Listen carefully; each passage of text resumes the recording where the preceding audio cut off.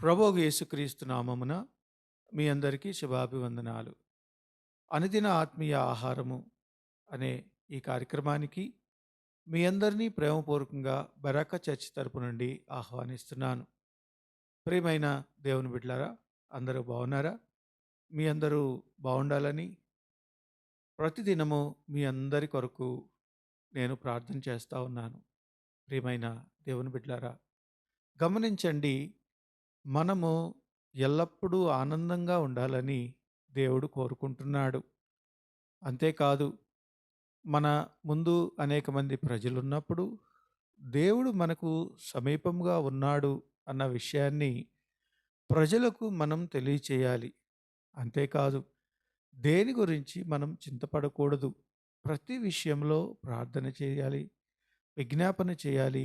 కృతజ్ఞతాపూర్వకంగా మన విన్నపాలన్నీ కూడా దేవునికి తెలియచేయాలి. అప్పుడు మన దేవుడు జ్ఞానవంతుడు, నీతిమంతుడు, మనకు ప్రతి అవసరాన్ని తీర్చగలిగినటువంటి సమర్థుడు. దేవుని వాక్యం ఇలా సెలవిస్తూ ఉంది. ఫిలిప్పీయులకు రాసినటువంటి పత్రిక 4వ అధ్యాయం 4, 5, 6, 7 చదువుతున్నాను, జాగ్రత్తగా చూడండి. ఎల్లప్పుడూ ప్రభువునందు ఆనందించుడి. మరలా చెప్పుదును, ఆనందించుడి. మీ సహనమును సకల జనులకు తెలియబడనీయుడి. ప్రభువు సమీపంగా ఉన్నాడు. దేనిని గూర్చి చింతపడకుడు గాని ప్రతి విషయంలోనూ ప్రార్థన విజ్ఞాపనల చేత కృతజ్ఞతాపూర్వకముగా మీ విన్నపములు దేవునికి తెలియచేయుడి.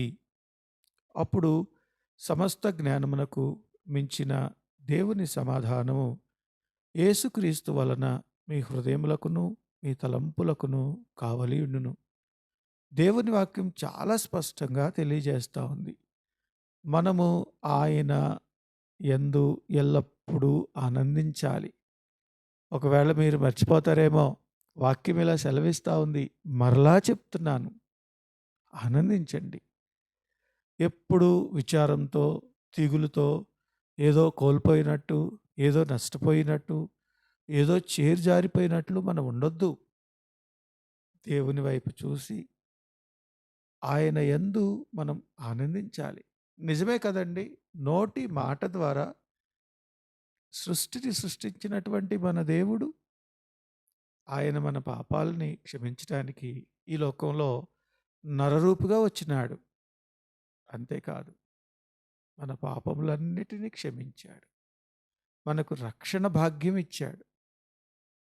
ఇంకా చెప్పాలంటే, ఆయన సన్నిధిలో నిత్య జీవము ఉండటానికి మనకు కృప చూపించి పరలోక వారసులుగా అర్హత ఇచ్చినాడు. ప్రియమైన దేవుని బిడ్డలారా, గమనించండి. మనతో అనేక మంది ఉంటారు. అనేక మంది ఉంటారు. వారందరితో దేవుని యందు మనం ఆనందించినప్పుడు సకల జనులు మన దేవుడు గొప్పవాడని వారు కూడా తెలుసుకుంటారు. కాబట్టి మనం ఎప్పుడూ చింతపడకూడదండి. మనం ఏ విషయంలో అలజడి పొందకూడదు. మన దేవుడు సజీవుడని, మన ప్రార్థన ఆలకిస్తాడని, మన ప్రార్థనకు సమాధానం ఇస్తాడని, నిత్యము మనల్ని కాపాడతాడని మన జీవితం ద్వారా ఇతరులకు తెలియచేయాలి. అంతేకాదండి, మన దేవుడు సమస్త జ్ఞానమునకు మించినటువంటి సమాధానం మనకిస్తాడు. మనం అనుకుంటాం, ఇప్పుడు ఇలా జరిగింది, ఇంకాసేపట్లో ఇంకేం జరుగుతుందో, అయ్యో నేనేంటి ఇలా ఉన్నాను, నా పరిస్థితి ఏంటి ఇలా ఉంది అని మీరు కంగారు పడుతున్నారేమో. ప్రియమైన దేవుని బిడ్డలారా, దేవుడు అనంత జ్ఞాని. ప్రతి ఒక్కరి గురించి ఆయనకు తెలుసు. కాబట్టి మనం చింతపడాల్సిన అవసరం లేదు. చిన్న చిన్న అలజడులు వచ్చినప్పుడు, చిన్న చిన్న ఇరుకులు వచ్చినప్పుడు, చిన్న చిన్న బాధలు వచ్చినప్పుడు దేవుని యందు కృతజ్ఞతాస్తుతులు చెల్లించమంటున్నాడు. నీకు అన్నీ బాగున్నప్పుడు, అంతా నువ్వు అనుకున్నట్లు జరిగినప్పుడు నీవు దేవుణ్ణి స్తుతిస్తే అది గొప్పతనం కాదు. నువ్వు ఏ స్థితిలో ఉన్నా, ఏ శ్రమలో ఉన్నా దేవుడిని నీవు స్తుతించాలి. స్తుతించటం వలన సాతానుడు పారిపోతాడు. స్తుతించటం వలన మన కళ్ళ ముందున్నటువంటి పెద్ద సమస్యలు కూడా చిన్నవైపోతాయి. ఎందుకో తెలుసా? మన మార్గాన్ని స్తుతి ద్వారా దేవుడు సరళం చేస్తాడు. దేనికోసం మనం ప్రార్థన చేస్తున్నామో మన దేవుడు మనకు మంచి సమాధానం ఇచ్చి ఆ పరిస్థితుల నుంచి మనల్ని కాపాడుతాడు. అటువంటి గొప్ప కృప మన దేవుడు మనందరికీ దయచేసి కాపాడి ఆశీర్వదించునుగాక. ఆమేన్. తలలు వంచండి, ప్రార్థన చేద్దాం. పరిశుద్ధుడా, ప్రేమ కలిగిన తండ్రి, గొప్ప దేవా, నీ పాదాలకు వందనాలు. జీవము కలిగిన నా దేవా, నాయనా, నీవు సర్వోన్నతుడు. ఇదిగో ఎల్లప్పుడూ ఆనందించుడి. మరలా చెప్తున్నాను, ఆనందించుడి అని భక్తుడు సెలవిస్తా ఉన్నాడు. నిజమే, నీ యందు ఆనందించటానికి నీ కృప చూపించండి.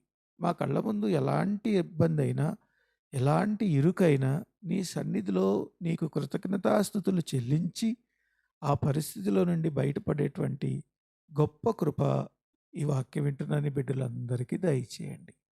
నీకే స్తుతి, ఘనత, మహిమ చెల్లిస్తూ యేసయ్య పరిశుద్ధ నామమున ప్రార్థన చేసి వేడుకొంచున్నాం తండ్రి. ఆమేన్. ఇప్పుడు మన తండ్రి అయిన దేవుని ప్రేమ, కుమారుని యొక్క సహవాసము, పరిశుద్ధాత్మ తోడు సదాకాలం మనకు తోడుగా ఉండి నిండారులుగా ఆశీర్వదించి కాపాడునుగాక. ఆమేన్. ప్రియమైన దేవుని బిడ్డలారా, ఈ వాక్యం మీకు నచ్చినట్లయితే ఈ అనుదిన ఆత్మీయ ఆహారము అనే మా ఛానల్ను సబ్స్క్రైబ్ చేయండి. అంతేకాదు, ఇతరులకు షేర్ చేయండి. మీ ప్రార్థన అవసరతలు ఈ క్రింద చూపిస్తున్నటువంటి నంబరుకు తెలియచేయండి. దేవుడు మీ అందరినీ ఆశీర్వదించి కాపాడునుగాక. Thank you. Have a good day.